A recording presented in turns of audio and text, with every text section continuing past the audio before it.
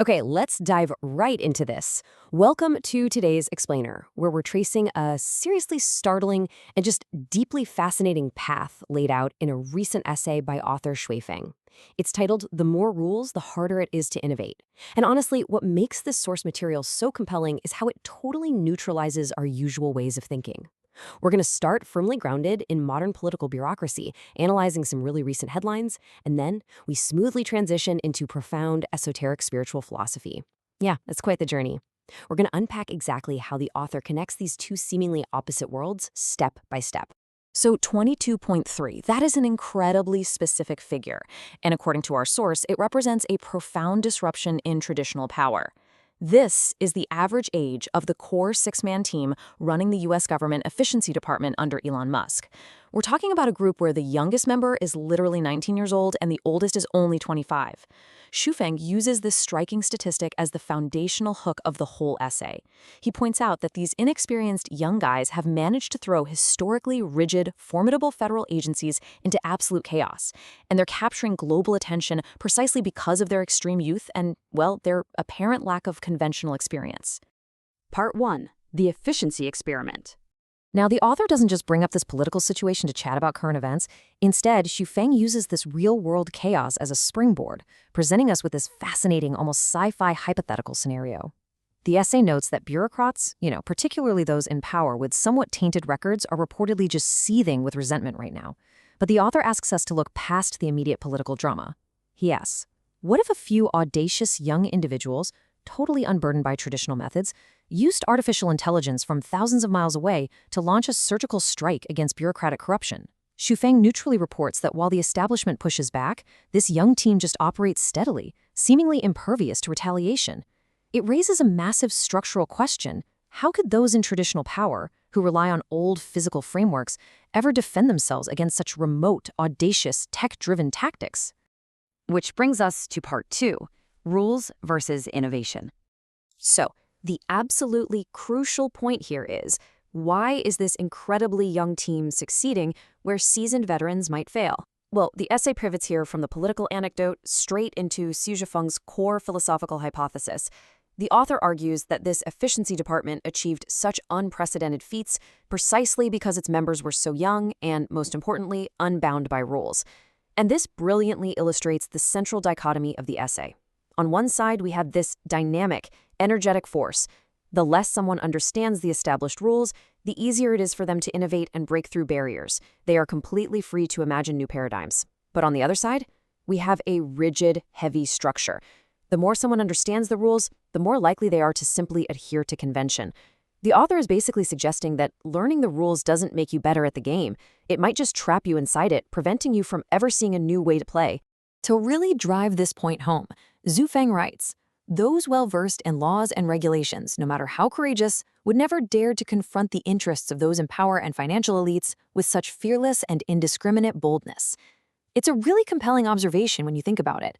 A deep understanding of the rules actually breeds fear. When you know all the regulations, you know exactly what the penalties are, right? You know the sheer strength of the financial elites. That knowledge paralyzes you. So the youthful team succeeds precisely because they lack that regulatory knowledge that would otherwise make them just too afraid to act. Moving on to Part 3, questioning conventional authorities. But how does this strategy of ignoring the rules apply outside of government? I mean, if knowing the rules traps us, who are the rule makers we need to be wary of in our own daily lives? Well, the author gives us this rapid-fire list of authorities we should question, and his reasoning for each is fascinating. The elderly and weeders, bound by too many rules. Legal and religious figures, completely trapped in regulations and steeped in doctrines. Historians shouldn't be relied upon too much because they carry way too many cautionary tales of the past. Even the worldly advice of relatives often just discourages you from taking risks to forge new paths. Eloquent speakers often just deal in empty rhetoric. And finally, the sick and the failed shouldn't be heeded closely because, as the author vividly puts it, and I love this metaphor, failure begets failure. A duck's egg will never hatch into a phoenix. Now for Part 4, the holographic order principle. Okay, let's see how this builds into an entirely different realm. We are now shifting the narrative from societal critiques to the cosmic. Xu Feng introduces the holographic order principle, which is also referred to as Hunden. The definition here is key. It's the concept that all rules and laws are only applicable to their specific time and space. The author states that if everything is executed strictly according to existing rules, there will literally never be new horizons. The laws of yesterday were made for the reality of yesterday.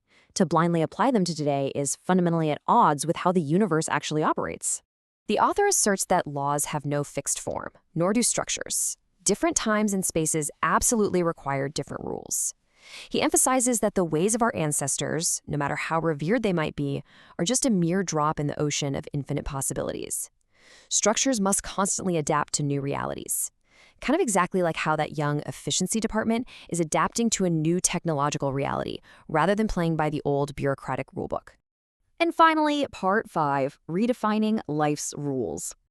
So we've gone from Elon Musk's efficiency department to questioning authorities all the way to the cosmic holographic order principle. Now, the author brings this philosophy right down to personal application.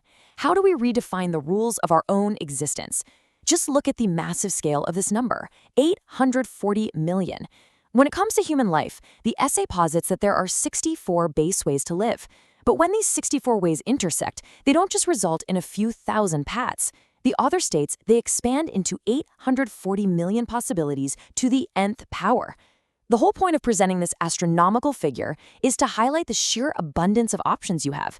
You are not trapped in one single way of doing things. The universe of possibilities is practically infinite. And because there are so many possibilities, Xu Feng offers a very simple, almost diagnostic test for us to evaluate our own lives. It's straightforward.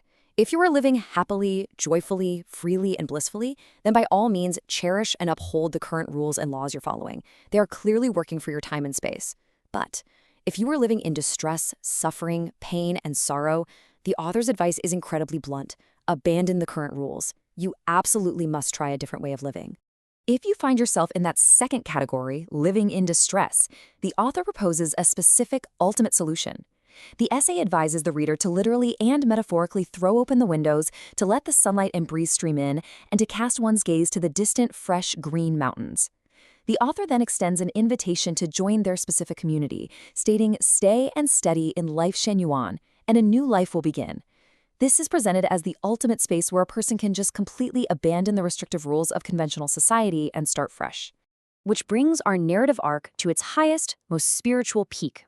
Xu Feng concludes the essay with this really powerful thought. When spirituality transcends the ordinary, you are free to roam heaven and earth. This perfectly summarizes the author's ultimate goal.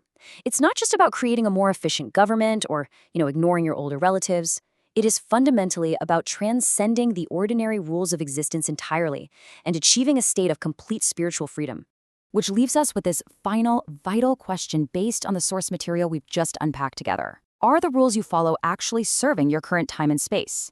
Are you adhering to conventions that belong to a totally different era, or are you embracing the possibilities of the holographic order principle? It's a profound lens through which to view your daily habits, your obedience to authority, and ultimately, your own happiness.